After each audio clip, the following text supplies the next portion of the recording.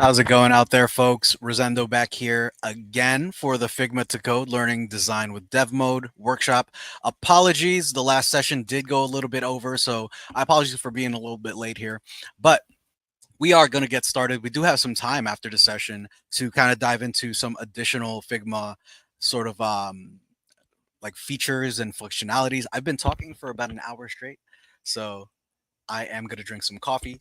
Let me know in the chat how familiar you are with Figma, if you've used Figma before, if you've designed anything on Figma, or if this is their very first time using Figma. I'd love to know.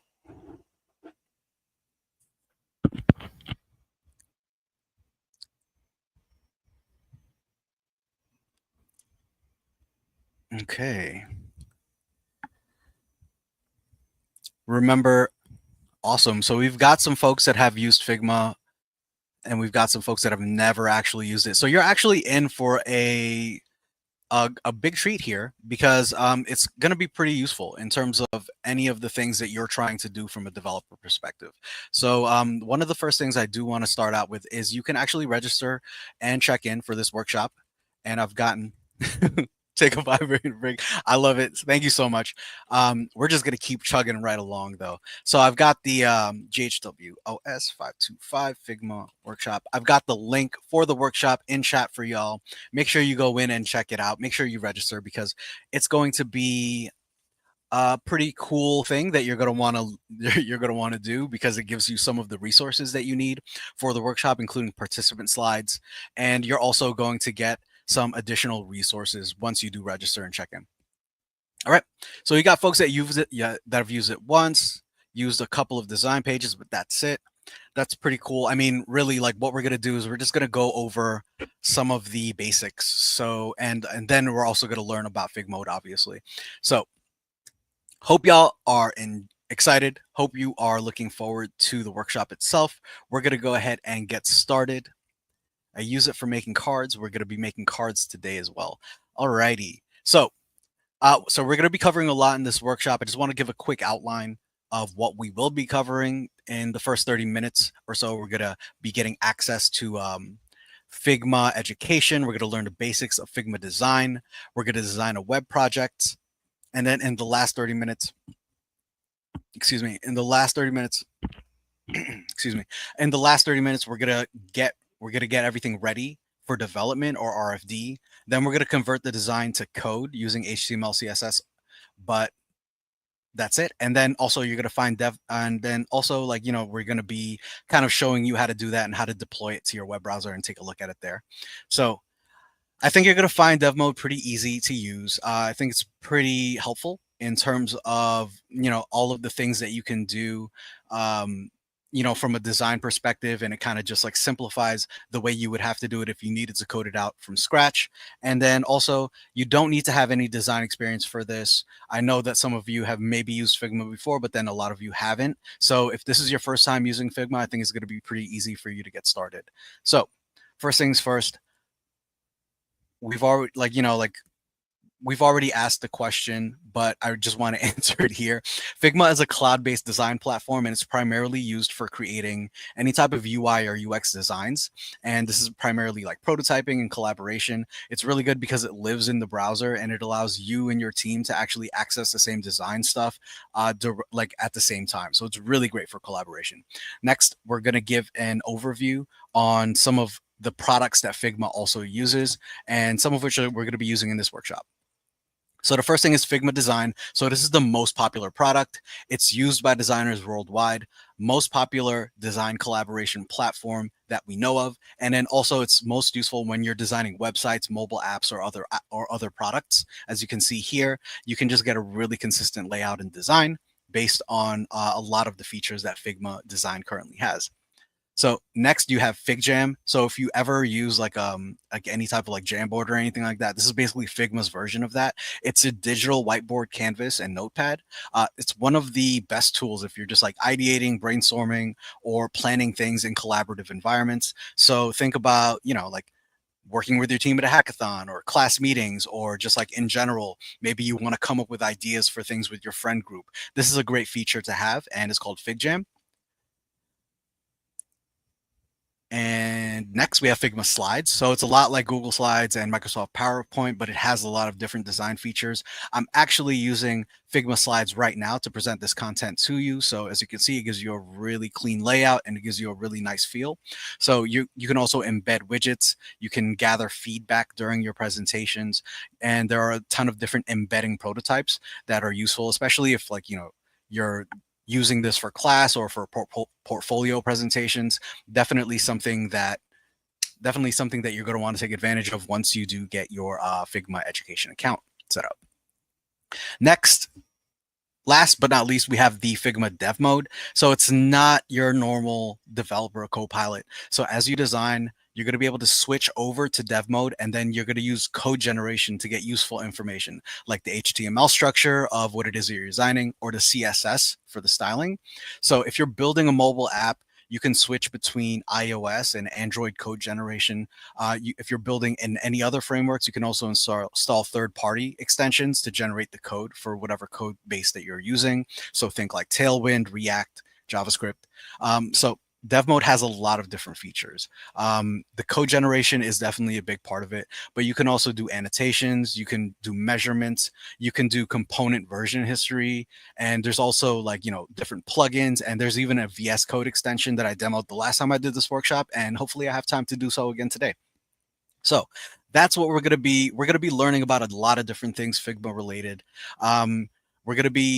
But in particular, we're going to be using Figma Design and Dev Mode to kind of get through a pretty simple project that I think y'all are going to enjoy going through. So there's a lot of different reasons you should be learning to use Figma, even if you're not a designer. So basically, it's an industry standard and go-to collaborative design tool for the majority of Fortune 500s and startups. At MLH, we use Figma internally for some of our design collateral, and like folks that aren't on the engineering team or on the design team to collaborate with the folks that are on that team, so that we can have easy access to some of that collateral and actually utilize it on a day-to-day basis. So it's really hard to find a company that doesn't use Figma anywhere within their design process. So if you are looking to get a job at a big tech company or any company in general, and you want to be a software engineer and you're thinking, design is not really something that's important to me, the flip side of that is it's important to someone at the organization that you'll probably be working in, and someone that you're probably going to end up collaborating with, and having the context of, at least the context of, what Figma is and how it's utilized is going to give you a huge advantage when you're actually going into job interviews and talking about how it is that you work with other people and how you understand the entire product development cycle. So one of the biggest perks about learning Figma is actually being able to leverage their design systems and design kits. But if you're not going to do that in your career, at least knowing how to do it is definitely going to be a huge advantage. So Figma has an entire community of design libraries and kits for you to use. As I mentioned before, they have the iOS stuff, and then they also have Android stuff. So there's Apple iOS, iPad OS UI kit. There's Google's Material 3 design kit. And then you're going to have Figma's simple design system. So the theme here is you're going to save time. Figma's preloaded design kits and design systems ensure that you're not starting from scratch. So if you're not a designer, you could just create some things, plug and play, and then embed them into your code at a later point in time using code generation. So the first thing that we're going to talk about is Apple iOS and iPad OS toolkits. So this really helps designers and developers design iPhone applications and iPad applications that have a consistent look and feel with some of the other applications that you're going to see in the App Store. Apple has a really rigid policy of what it actually gets featured on the App Store. So this is going to be really helpful in making sure that any applications you build, mobile applications that you build, are going to be up to those design specs. Next, you have Google's Material 3 design kit, and it helps designers and developers build Android applications. And it's also following one of the world's most popular design systems. So similar to the Apple Store, the Android Store is also going to have the Android application store is also going to have some rigid design specs that you're going to need to meet, or some just bare minimum requirements that you're going to need to meet in order to get featured in the App Store itself. So this is definitely something that will be super helpful for anyone that wants to build any type of mobile applications. Finally, we have Figma's simple design system. And this is just a UI kit to help developers and designers get started faster. And you're just going to be using like pre-built examples and components. So basically here, it's just a clean and easy to use design system made for Figma. It's going to feature a lot of just like, traditional sort of components that you can use on a regular basis. All right. So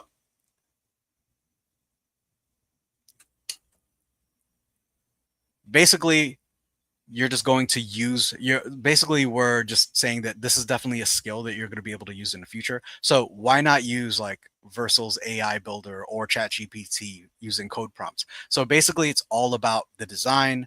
By designing with Figma, you're going to have more opportunities to think and design towards the end user. So this just gives you the opportunity to be more hands-on with what it is that you're designing, having the particular audience you have in mind when you're building those designs. So most online products are just designed by teams that use Figma as well.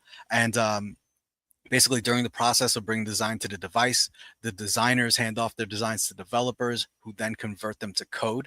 So gaining experience with Figma, as I mentioned before, is just going to make you a generally more marketable engineer. I'm going to stop here and look at the chat and see if we have any questions. Didn't Figma just drop a whole new update from Ghillie Suit? Yes, drop me a link in chat. I'll check it out. We can check it out together.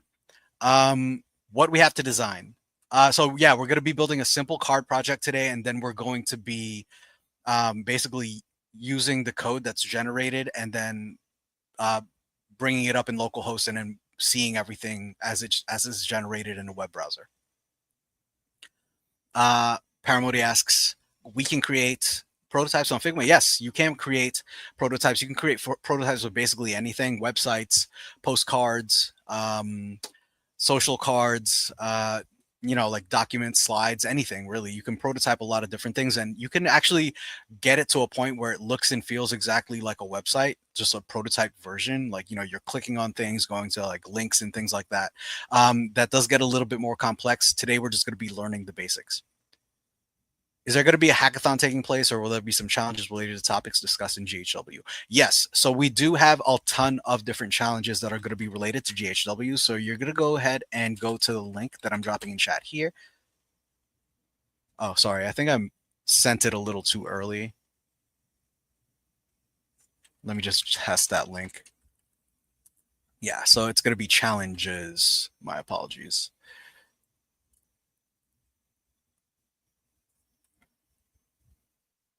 ghw.mlh.io/challenges. So go to this link that I'm dropping in chat now, and you'll be able to go and just like check out a lot of the challenges. Figma has some challenges. MongoDB has some challenges. There are also going to be some cool GitHub challenges that you can interact with, along with some other challenges that we just, as a team, MLH put together that we thought would be really interesting and useful for you during Open Source Week. All right. So now that we know why we should be using Figma, let's figure out where we can actually use Figma. So obviously, Figma is available and could be accessed almost anywhere because it lives right on the browser. So this is actually really impressive to a lot of folks because utilizing a tool like this and it's accessible on the browser, you could actually use it on your phone or anything really, any device that has a browser. It really makes it super available to basically everyone. Figma is also natively an Electron application, so that uses the web graphics library. An Electron application is just a desktop application built using web technologies like HTML, CSS, and JavaScript. So you could use it in a web browser. You could use it in your desktop and in your mobile. And then you could also use it in a VS Code extension. So that's really cool. You could just have it directly in your IDE and design from there. So it just offers you a lot of different opportunities for having things that are very convenient for you as a developer. Now that we know where we can use Figma, let's discuss how to get access to Dev Mode. So the first thing you're going to want to do is, you're not going to want to use that one. I'm going to drop the link in chat for everyone. mlh.link/GHWOS525 Figma. My apologies. Use the link up here.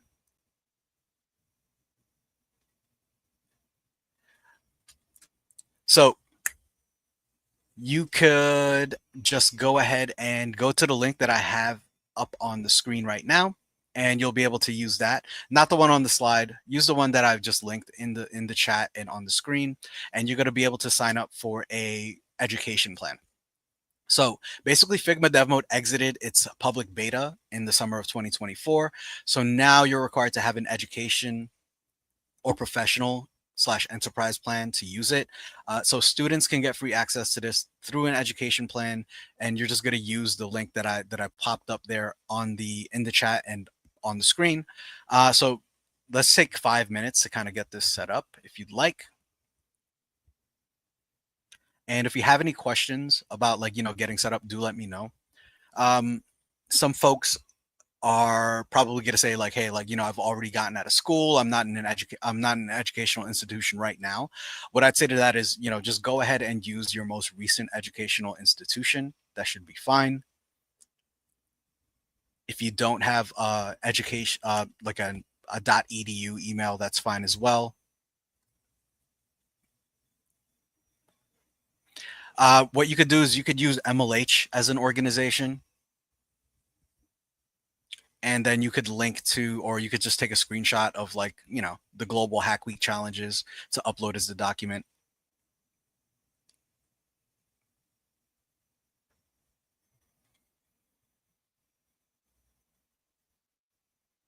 Yes. So you are going to create a team once you have the actual education plan. You're going to go in and you're going to create a team in Figma. So it's basically, you don't have to have anyone in the team. You don't need to invite anyone to the team. You're just going to have it there. And then every project that is listed under that team is going to have access to to dev mode and basically the professional plans, the professional level features that we need to complete this workshop.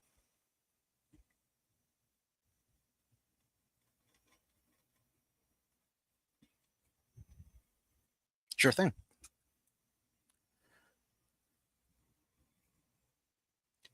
And just to piggyback off of this again, I know you mentioned there's only the major universities. You could also fill one. You could write one in if you'd like. So you should be able to just use whatever educational institution that you're currently a part of. Alrighty. So while folks are getting into that, let's go ahead and briefly go over the basics of Figma design. So remember, you don't need to be a designer to use Figma, and learning these skills are just essential for developers as well. So the first thing that we're gonna take a look at here is, and just let me make sure that I have my Figma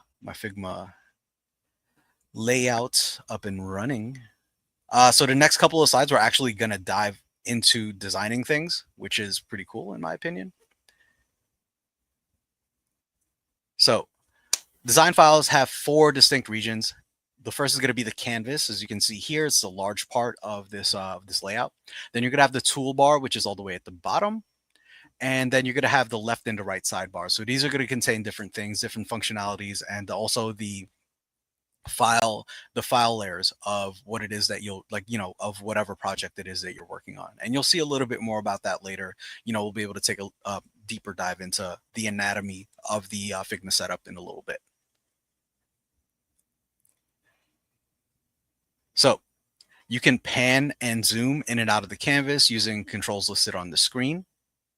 So obviously, you can either zoom out and take a look at the entire project and all of the elements of your project, or you could zoom into particular things in order to edit them a little bit more clearly.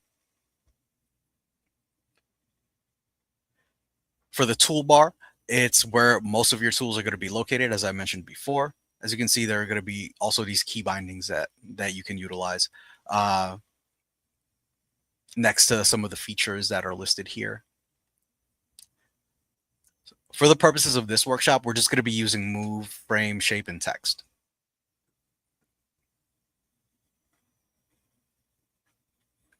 Global Hack Week, Open Source Week didn't give any document that Figma is asking for. Yeah, I mean, we don't have an official document. Like I said, you could just take a screenshot of the schedule and kind of plop it in there and upload it. I don't have an Instagram, but you can use the Major League Hacking Instagram. So let me give you the exact tag here, which I think is pretty cool. So it's going to be at ML Hacks, and I'll just drop that in chat as well.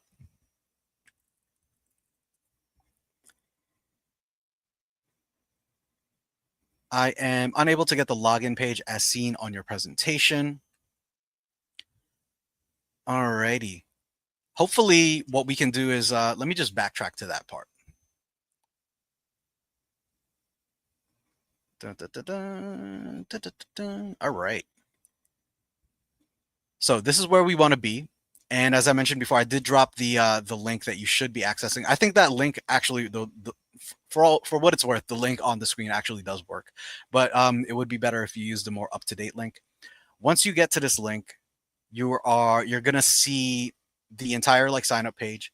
And as I mentioned before, you're just gonna write that you're a student, and then you're gonna go in, and then you're going to say the most recent educational institution that you're a part of, and it's gonna ask you something like a syllabus or whatever.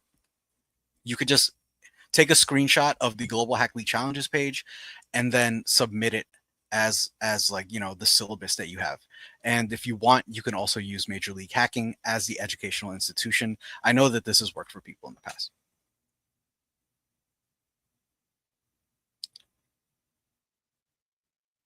It's asking to select a university, so you can also fill in the university. You don't need to basically you don't need to use like the universities that are there. There should be an option for you to actually write something in.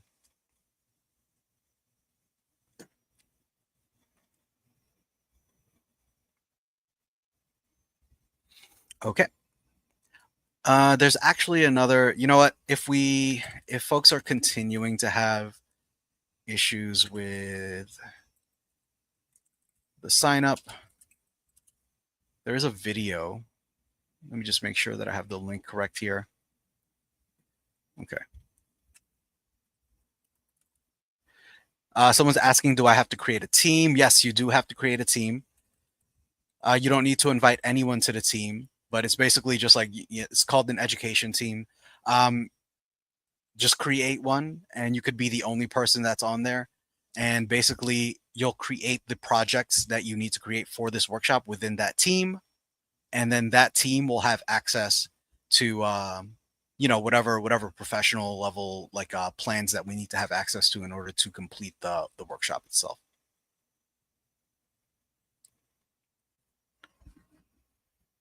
Okay. As I mentioned before, someone said, please share a URL of the course you are taking. If you want to share a URL, you, like I said, just use the Global Hack Week website. And if you want to take a look at getting signed up, if you're having issues with actually getting signed up to the Figma education plan, check out the video that I dropped in chat here.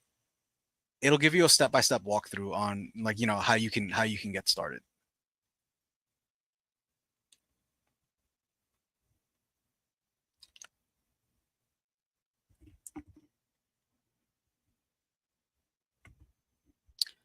And yes, as I mentioned, yes, if your school is not listed, select school is not listed, and then write in your school name. All right. If your team is done, you could just hold tight while we get to that portion of the workshop. Ended up working for me. Great. Awesome. All right. It looks like folks are getting set up there. It looks like people are getting unblocked. You love to see it. Make sure to complete the challenge for the Global Hack Week challenge as well. One of them is sign up for a Figma education account. So if you've completed that, go ahead and head over to the challenges page and complete that challenge so you can qualify to get some swag sent over to you. All right.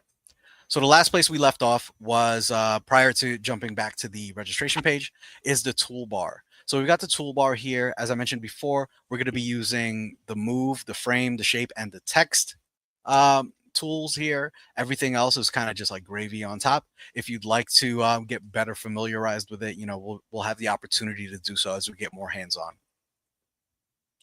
All right. So the left sidebar is where you manage and organize objects in relation to one another. So as I mentioned before, it's kind of like a file structure in VS Code. If you're familiar with that, you can kind of move things up and down in terms of their Z index, if you're familiar with that term, on the workshop itself, on the canvas itself, or in other words, it's just like the things that are closest to the top and things that are closest to the bottom. So most notable options here are going to be pages and layers, and I kind of just went over that as well. So the right sidebar is where you're going to edit the properties of the objects that you create. So the design part is for editing the objects. So properties is for managing interactions. It's going to be similar to things like animations and stuff like that. But for the most part, we're going to be using the design part versus the properties part. We'll kind of like dig into both of the functionalities as we walk through the actual demo though. Okay, looks like chat is good to go. And like I said before, there are a ton of different options within Figma and a lot of different resources that you can utilize. So if you want to check out more Figma resources, make sure you head over to the link that is up on the screen.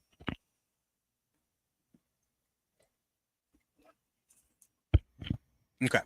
Now, jumping into what we all came for, we're going to jump into the UI card project.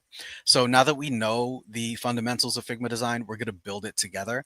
Once we complete the basics, we'll build a website with the designs using Figma Dev Mode. So really cool stuff. I'm going to be kind of going back and forth between the presentation and then also the actual I don't know, the demo that I'll be doing on my end. So I'll be building this along with you.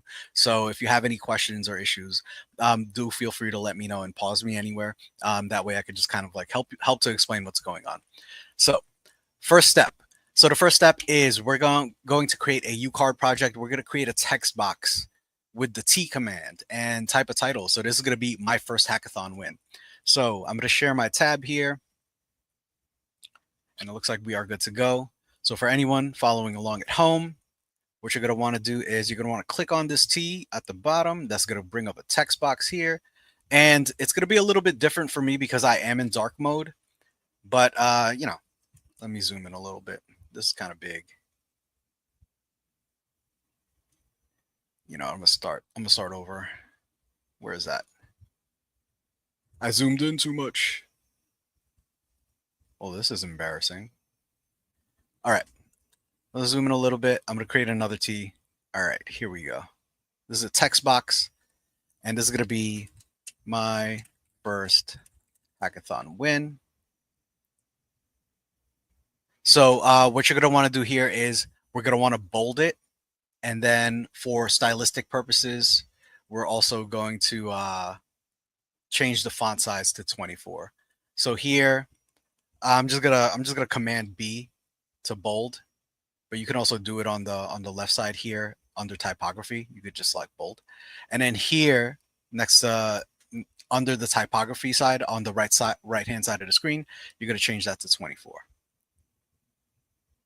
Alrighty, and I'm just gonna resize this a bit. My machine's being pretty slow. All right. So the next thing we're going to do is we are going to create a rectangle R shape, a rectangle shape right above the title that we just built. So we're going to go ahead and select a rectangle here down here at the bottom of the toolbar. And then we're just going to go ahead and plop that over. And, you know, the color doesn't matter right now, but you're going to like what I like to do is I like to line it up with the size of my title bar, and you're going to see those X's kind of pop up as you hit those points that are relevant to the previous item. So as you can see here, everything kind of lines up together. So like I mentioned before, don't worry about the color of the rectangle. We're going to be inserting an image into it later, so the color doesn't really matter. Okay. Sorry about that. My computer is running a little slow. This is recording will be on YouTube. Yes, it will. All right. Yes. All right. Thanks for answering that. All right. So now that we have our rectangle here, we're also going to be creating another text box beneath that, beneath everything. So we have the title, we have what's going to be the image that we're using. So right now we're just going to create another text box using the T command. And I'm just going to make it, or I'm going to try to make it the same length, the same width as everything else. And I have some lorem ipsum somewhere here that I'm just going to go ahead and grab so I don't have to actually rewrite everything. So if you, for you, you could just go in and like sort of, geez, for you, you could just go in and sort of type in whatever you want. But for me, I have some lorem ipsum. I'm just going to go ahead and get that situated. If you click out of it, you'll be able to go in and sort of manipulate it like that. And for this, I want to kind of pop it up a little bit closer. Okay. Well, I'm going to make it live like right next to the title. And then the title, I'm actually going to expand this a little bit. It's not necessary, but all right. So that's good. I'm gonna move this down a little. There you go. All right. So for this, we're going to do some sizing. So in the layout, so basically, after we create this text, we're going to just like resize it a little bit so everything kind of lines up together. So the top right shows some helpful edits in layout right here. What you're going to want to do is you're going to set the size. You're going to set this to auto height. So here we go.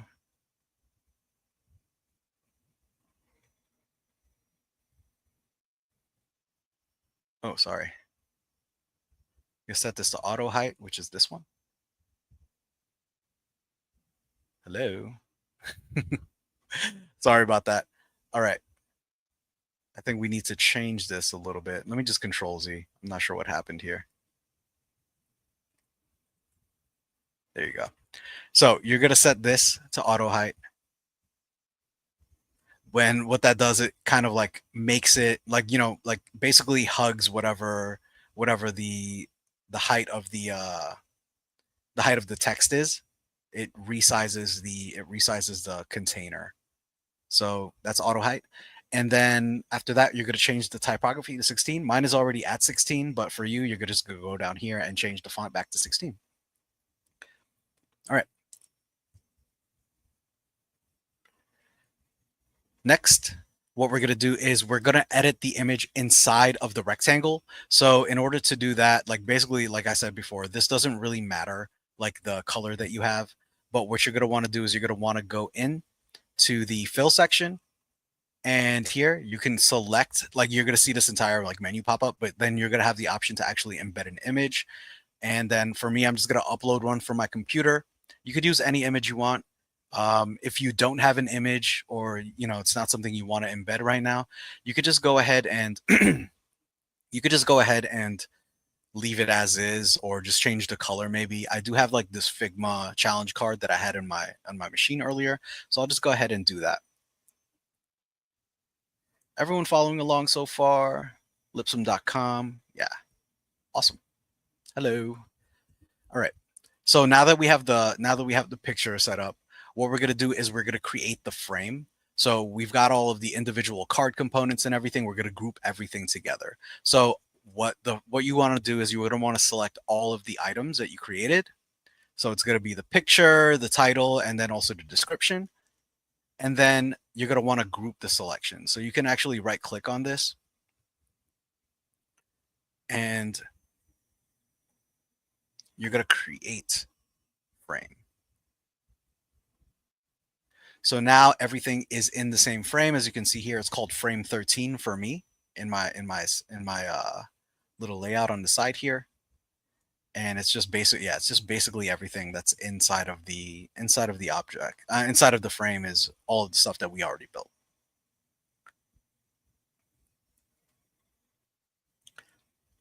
Now that we have everything inside of a frame, we're gonna make the frame we created use auto layout by pressing the auto layout option here. You can just right click into that, or you could use the hotkeys. So here, as you can see, you have the option for auto layout if you right click on top of the frame. And once you do that, it's just going to auto layout everything. And basically, auto layout is just the equivalent of like using Flexbox in CSS. So it really allows you to just like dynamically organize the items inside of the frame based on the auto layout rules that you provided. So for help, like, it's just helpful for like allowing applications to organize themselves dynamically while you're maybe like changing the viewport size, the size of your browser, or anything like that. This way, like the objects that you have are actually a little more dynamic. And as you can see here, because I right clicked it, it's showing me the actual hotkey shortcut to do that same command at a later point in time. So now that we've got auto layout set up, what we're going to do is we're going to add some stylistic finishings. So in the on the right hand sidebar, you're going to, under the auto layout section, you're going to set the height to hug. So let's see here. It's going to be not that one. And you should see, like, sorry, this is going to be vertical. Just set that to vertical. You're going to set the height to hug content, which is here. So that way it's just like basically compressing everything down to the size of the container that we have. And then you're going to say, if you're asked, you should also select the object fills to maximum container space. If not, then it's fine. It's probably just automatically doing that for you. We're going to set the layout direction to vertical. So that's this one right here, in case you hadn't had that already. Then you're going to set the alignment to left. So here.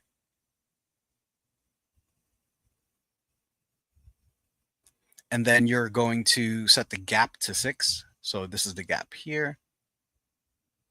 Actually, sorry, this is the gap here, 6.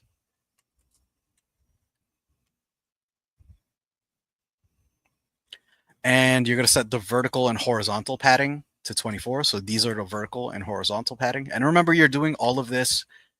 You're doing all of this in the, oops, sorry about that. Let's go back to design.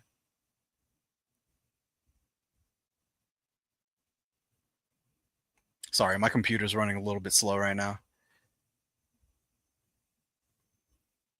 Just if you accidentally click out of anything, just make sure you click back onto your actual component. Just remember, you're doing all of these edits in the auto layout section. So that's where we're doing it. So now we're going to set the corner radius to 16. So let's find corner radius here. This is actually the one that's not going to have, that's not going to be selected there. So we're going to do corner radius here. Oh, sorry. That's not it. It's going to be this. Jeez.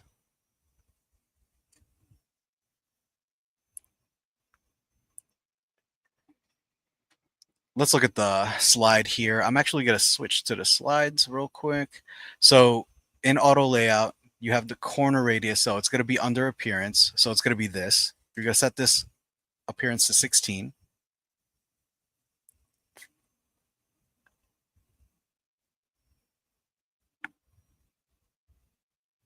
And then you're going to set the stroke to 2.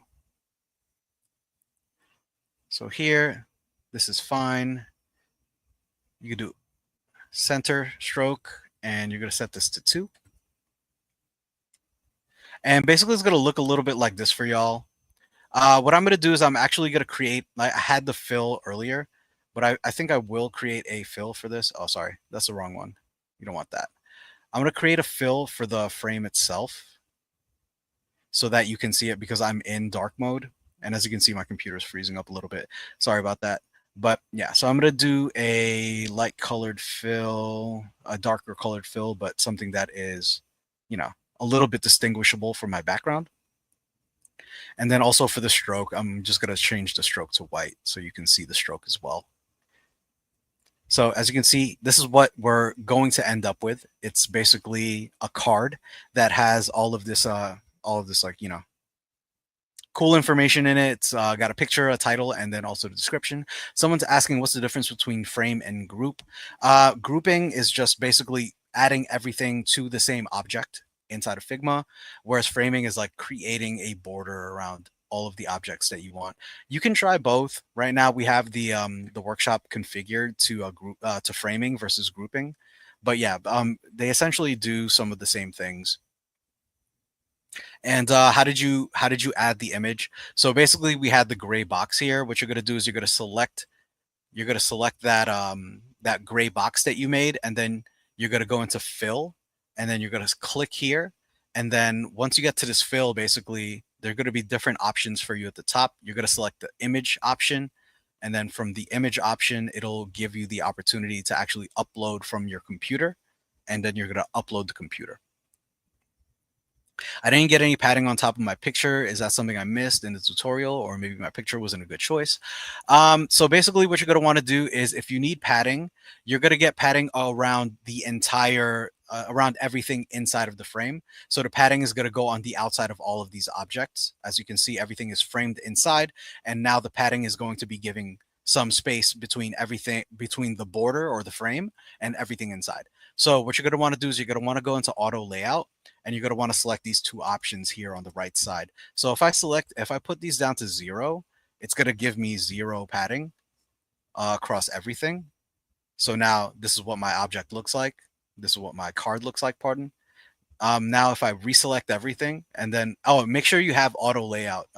Yes, so that might be it. You might not have done auto layout, but let me just refix this for myself. So basically what you're going to do is you're going to change the vertical and the horizontal padding to 24, and you should be good to go.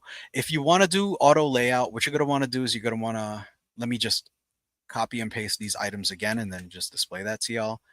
So I have, oh, okay. Let me just select these items and move them out of my frame. So now I have these items that are not inside of a frame. What I'm going to do is I'm going to collect all of them. I'm going to select all of them. I'm going to right click on top of it, and then I'm going to frame the selection. And then now that I've framed the selection, I'm going to take the entire selection, and then I'm going to add auto layout. So you right click and then add auto layout. It just becomes one of the additional options that you have here. All right, looks like you got set up. You added, yeah, you just needed to add that padding, so no worries. Alrighty. So next, now that we have all of that, we got the dimension, the padding, the radius, we've got everything set up. What we're going to do is we are going to start creating even more of these cards. So for part 2, we'll be creating a container around the card to represent a screen display. So basically, for the purpose of this demo, our container is not going to match up perfectly to our screen, but that's simple CSS. We could just fix it via Google, and then we create a larger frame around the card we just made. So the thing with frames is they're similar to containers, and they contain and organize elements inside of it. So just think of, like, maybe a delivery box containing all of the things that you ordered online. So I deleted this. Let's get this out of the way. So what you're going to do is you're going to select the entire frame that you just selected. And you could either use the hotkey, or you could just frame the entire selection once again. So now you have a frame within a frame. So frame 13 is inside of frame 14. And that's exactly what you want it to be. So for the next step, what we're going to do is we're just going to go ahead and make that frame use auto layout as well. So once again, auto layout is just, it's just a property you can add to frames and components. So let's go ahead and select frame 14, and then you're going to right click frame 14. You could also, like I said before, you can right click directly on top of the object, or you can go to the left side, to the left sidebar, and just like right click on there, which I thought was pretty helpful as well. Get to add auto layout, and basically, like, once again, it's just like Flexbox. So it's going to allow us to kind of grow what's inside of the frame and have everything kind of shift dynamically for us. So next, we're going to use auto layout we're going to edit the auto layout properties of frame 14, or for you, it might be frame 2 or 3. And then we're gonna basically change some of those aspects up. So here we're gonna set the layout to wrap alignment. So let's see here. Okay. So we're going to set the layout to wrap alignment, which should be fine, but I'm just looking for it here. Let me just make sure I have it selected. Sorry about that, folks. All right, so wrap alignment is here now. It's kind of changed a little bit. And then what we're going to do is we're going to enable the auto layout wrap. So that's here as well. This should be fine. Next, we're going to set alignment to top left. So here is where you would set the alignment to top left. You're going to basically select this from, it might be all the way on the left side like this, but you want to select top left here. And then you're going to adjust some of the padding and the spacing. So the first thing we're going to do is we're going to add 32 to the vertical padding. Then we're going to add 64 to the horizontal padding. And then for the spacing, we're going to change this to 30. We're going to change this to 32. And then for the spacing between each item, we're going to change this to 32 as well. There you go. All right. So that's what yours should look like at home for the time being. I'm actually, sorry, my computer's running super slow right now for some reason. But we're going to select frame 14 again. I'm actually going to change the vertical padding to 64 as well to match up with the horizontal padding. All right. Any questions so far? Can you show the wrapping again? Oh yeah, so the wrap is going to be all the way on the right side here. You see how there's like these like little things that you can select. I know they're kind of hidden on the right side of my screen. So in the auto layout, you're going to see wrap here.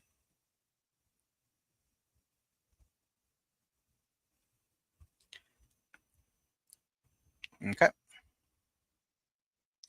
All right. So now that we have all of that set up, we're just going to duplicate some of this stuff. So it's going to be pretty easy. We're just going to go ahead and duplicate it. I'm just going to select frame 13 and then copy and paste it. And as you can see, I'm just copying and pasting everything. And the frame is just automatically resizing to fit all of the things that I need. And, you know, like if you want it to look more like a website, you could just kind of resize this frame and then have it look like that instead. And basically, this is just, you know, like basically how you would create like any type of dynamic card situation in your website. So if you don't know how many items you're going to be uploading to a website, this is how you would set it up so that everything is actually able to be accommodated once you do pull in data from your API and have it like auto generate some of these cards. So that's pretty interesting. The other thing I'm going to do is I'm going to select my frame 14, which is the top frame, the topmost frame. I'm going to create a fill for this as well. And it's just going to be a little bit there. I'm just going to grab some of the blue from one of these cards. You could use a color picker for this. Just make sure I get the right blue. There you go. Not the prettiest, but it works for me. Can we do this with components that react when clicked on? Yes, you can. You know, it's a little bit more of an advanced feature. We're not really going to be like doing that right now, but you know, it's definitely something you could look into on your end. So now that we have that, I'm going to go back to the presentation here. So we're almost done. Now all we need to do is actually get everything set up into a website that like using dev mode. So I'm going to switch back to the slides here, just in case folks are a little bit confused. I want to make sure that you have like the actual layout here. So the first thing to start using dev mode, if you do select your frame 14, there should be you're going to see like, you know, some of the like the dev mode icon on the top right part of that frame.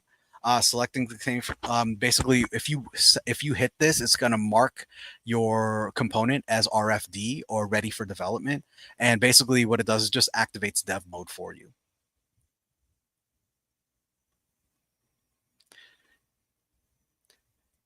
You're going to see it here. This is what it looks like once you switch to dev mode by clicking the toggle button, the toolbar. or you could also use the key binding provided. But once you do toggle that, basically all the dev mode things that you can do with this component are going to be activated. So the first thing you're going to want to do is on the left side bar, you're going to select the frame that's RFD, and you're going to see that pop up there. And, like,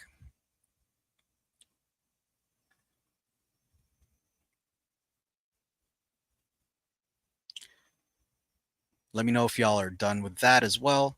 So you're going to select the frame that's RFD, and then on the right sidebar, you're going to view the code that's styling it. So right now we're just providing the default code gen with CSS, which is pretty cool.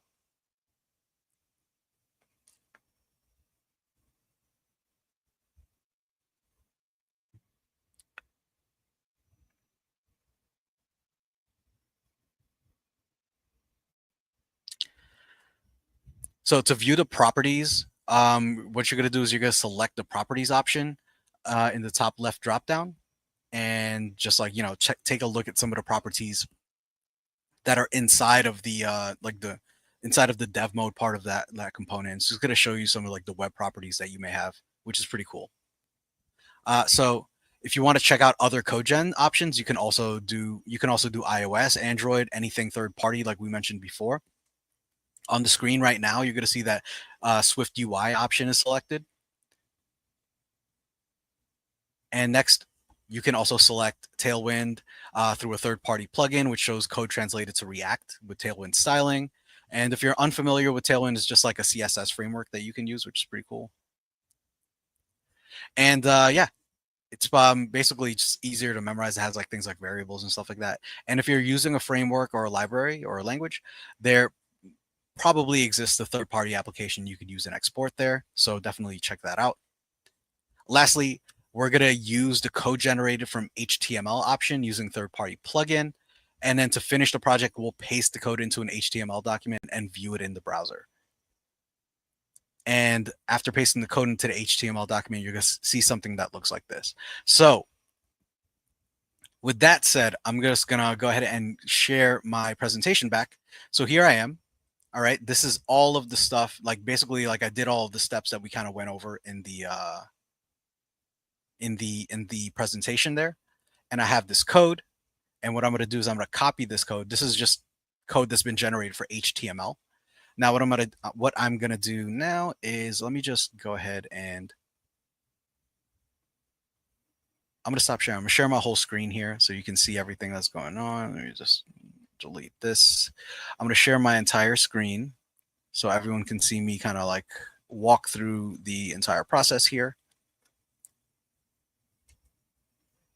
And it's going to be this one. You're going to see my pretty nifty MLH background. All right, so that's the project. That's Figma. We're going to close this up a little bit and maybe recenter this here as well. Sorry about that, folks. My computer is running super slow. I'm going to bring up a terminal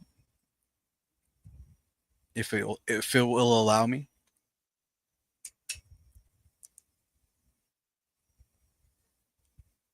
All right. Hello. Sorry about that. There you go. All right, so I'll bring up a terminal. And what I'm going to do is I'm just going to create a quick folder.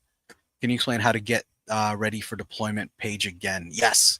So let me just do this really quickly for the folks at home. So what you're going to want to do is you're going to want to select the frame like I have selected here. Then you're going to click the ready for dev button. So I have another example on this page that we can use that we can just like toggle back and forth. But basically here, what we'll do is we'll go ahead and unselect this. So right now, this frame is not ready for development. What you're going to do is you're going to click this button. You're going to remove status, and we're just going to revert it back to the original. So this is before it's been ready for deployment. So what you're going to do now is you're going to take that frame, and then you're going to select this button here, and now it's marked as ready for dev. Now anything here is like you can just go in and kind of like edit it the same way you would have edited the previous one. But for now, we are messing around with this guy here because it's the one we built together. So what I'm going to do is I'm just going to go ahead and Let me just ls into my desktop and ls cd desktop ls. Okay, so let's see here. CD Figma project. And I'm going to, so I have an index.html file already set up in my VS Code folder, and I'm just going to launch VS Code now. And whenever this gets set up, you'll see that I have a HTML file here from my previous project. And I'm not going to use that one because that would be cheating. But hopefully this launches shortly. It's kind of silly looking right now. There you go. So I'm just going to go ahead and remove all of this stuff here. So what I want to do is I want to set up a new HTML boilerplate once this gets situated. But really all I'm going to do, as I mentioned, is I'm just going to grab some of this stuff from here. And then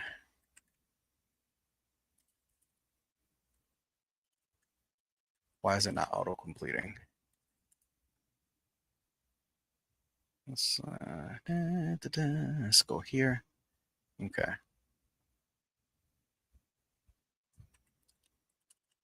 HTML.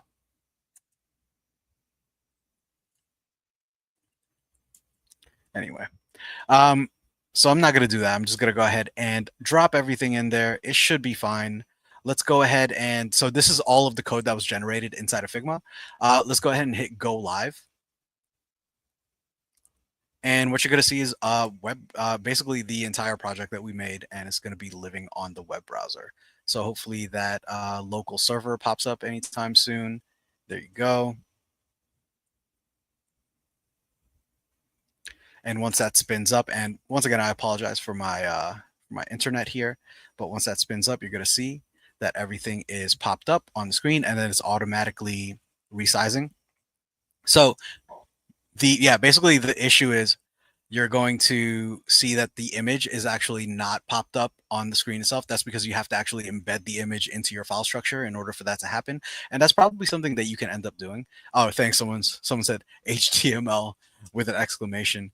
It usually doesn't need the exclamation, to be quite frank, but let's see if that works. HTML.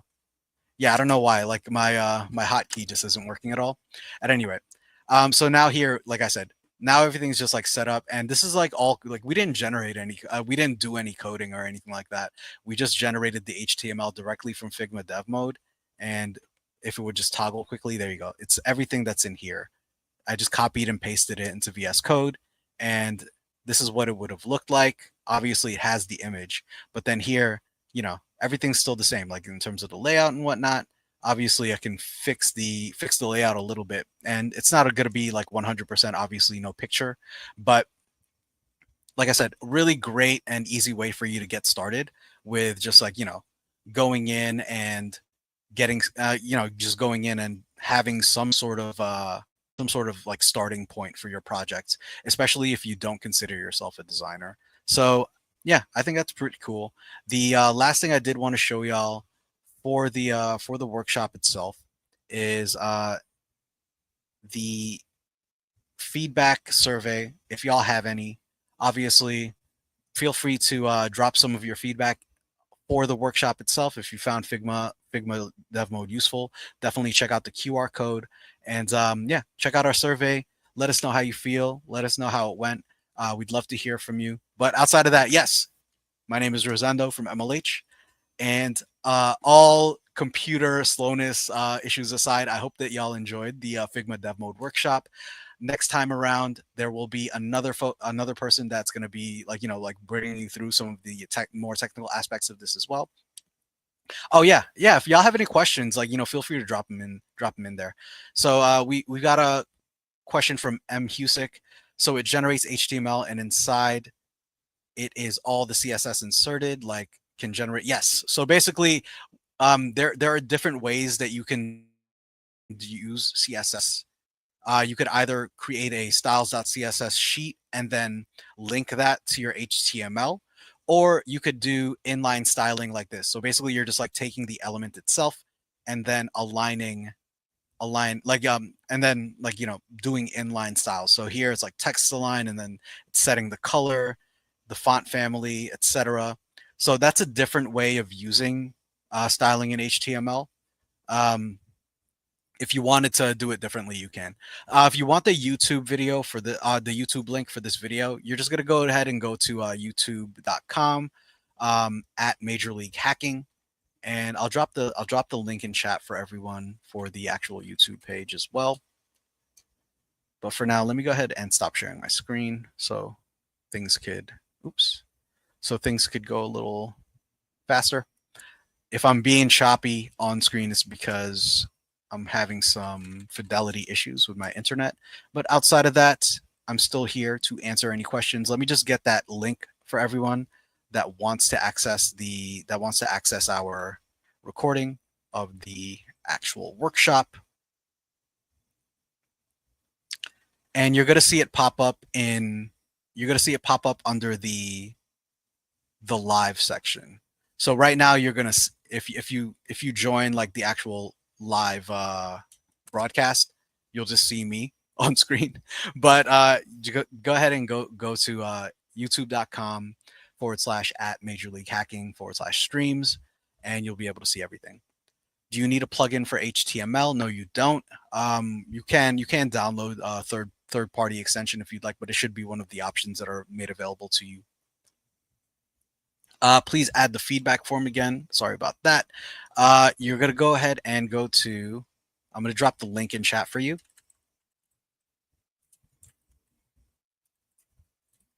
MLH link, Figma survey.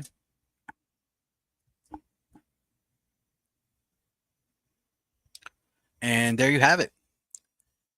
So I got the feedback form up here for you. Be sure to check it out. Another like third-party plugin that I would really suggest is you actually using the Figma Dev Mode feature inside of your VS Code. I'm not going to show it to you right now because I don't think my computer could quite handle all of the moving parts right now. I'm going to have to probably reset after the stream. But yeah, definitely check that out. Check out the challenges on our website for Figma itself, for MongoDB, for GitHub, for all of the other challenges that we have up there. And yeah, make sure that you check out the, unfortunately, I can't see the HTML. Yeah, so you might have to access a third-party plugin there as well. So I would just like make sure that you switch over to iOS. And then switch over to the third-party plugin. And then also, if you're registered for this workshop, the link has been scrolling across the bottom of the screen this entire time. If you're registered for the workshop, you'll get the participant slides. So you'll see exactly like how to download the correct plugins for HTML. Cool. All right. Well, that's gonna be it for me today. Really appreciate y'all joining me, and getting a little bit of background into Figma and why you should be using it. And, like for a lot of you, obviously your first intro to design. There's going to be a lot of other cool workshops that are going to be rolled out during Global Hack Week. So be sure to check those out as well. This is Rosendo once again from MLH, and I will see y'all later.